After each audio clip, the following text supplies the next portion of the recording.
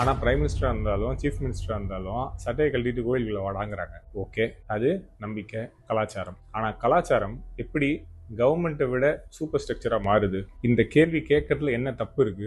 அயோத்தியால பெரிய திருட்டு நடந்திருக்கு. இந்த அயோத்தியாவோட ட்ரஸ்ட்டை கண்ட்ரோல் பண்றது யாரு? தனியார், கவர்மெண்ட் இல்லை. அந்த ட்ரஸ்ட்ல ஜெனரல் செக்ரட்டரியா இருக்கிறது சம்பத் ராய்ங்கிறவர் விஹெச்பியை சேர்ந்தவர். விஹெச்பிங்கிறது ஆர்எஸ்எஸோட ஒரு கிளை. இன்னைக்கு அந்த ஆர்எஸ்எஸோட கிளை என்ன சொல்லுது?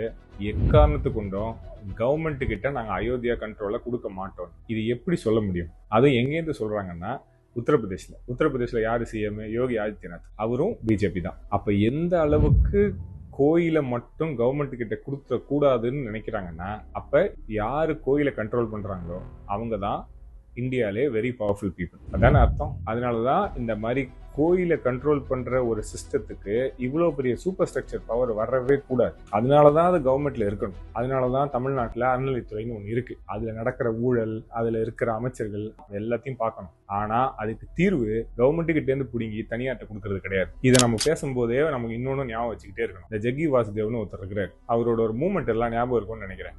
கோயிலை மீட்டெடுப்போம். யாருக்கிட்ட இருந்து மீட்டெடுப்பீங்க? மீட்டெடுத்து யார்கிட்ட கொடுக்க போறீங்க? இதை கேட்டா சைலன்ஸ்.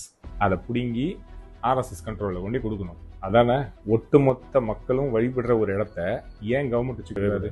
கோயில்ல வர வருமானம் கோயிலுக்கு மட்டும்தான் செலவு பண்ணணுங்கிறது பிஜேபியோட முழக்கம். இப்ப விஜயோட கவர்மெண்ட் வந்தோம், அதை ஒத்துக்குச்சு. ஏன் ஒத்துக்குச்சு? இப்ப வர பணத்துல கோயிலுக்கு என்ன பண்ண போறீங்க? இப்ப எக்ஸஸா பணம் இருக்கு, அந்த பணத்தை என்ன பண்ண போறீங்க? பொதுமக்கள் கொடுத்த பணம் தானே. கோயிலுக்கு வந்ததுக்கு போக உள்ள பணத்தை கவர்மெண்ட் ஸ்கூலுக்கோ கவர்மெண்ட் ஆஸ்பத்திரிக்கோ செலவு பண்ணாது.